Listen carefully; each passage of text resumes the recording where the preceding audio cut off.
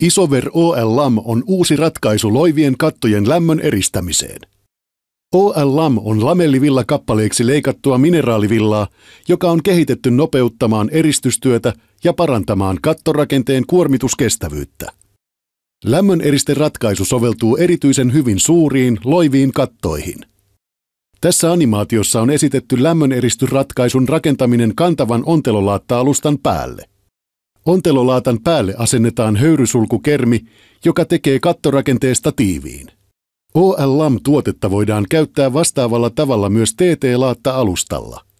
Mikäli kantavana rakenteena on teräspoimulevy, sen päälle suositellaan asennettavaksi Isover OL-Top lämmöneristelevy, jonka päälle kattorakenteen höyrysulkukermi voidaan asentaa tasaiselle alustalle. Höyrysulkukermin päälle ladotaan Isover OL-LAM mineraalivillakappaleet.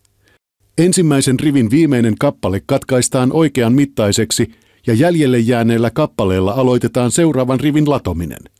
Näin tuotteesta ei jää hukkapaloja. Isover OL-LAM-tuotteen asennus on nopeaa ja ergonomista verrattuna perinteisiin kattovilloihin.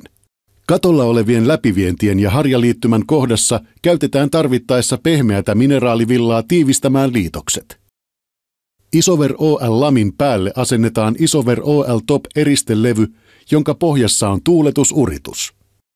OL-Top-levyjen pitkät sivut on pontattu, mikä varmistaa tiiviin lopputuloksen. OL-Top-eristelevyn päälle asennetaan vedeneristyskermit. Normaalisti käytetään kaksikerroksista kumibitumikermikatetta, jolloin alin kermi liimataan kauttaaltaan bitumilla sekä lisäksi mekaanisesti. Pintakermi kiinnitetään yleensä kauttaaltaan hitsaamalla aluskermiin. Tämän helpommaksi ja kevyemmäksi ei loivien kattojen eristäminen muutu. Varmista huippuluokan lämmön eristys. Isover.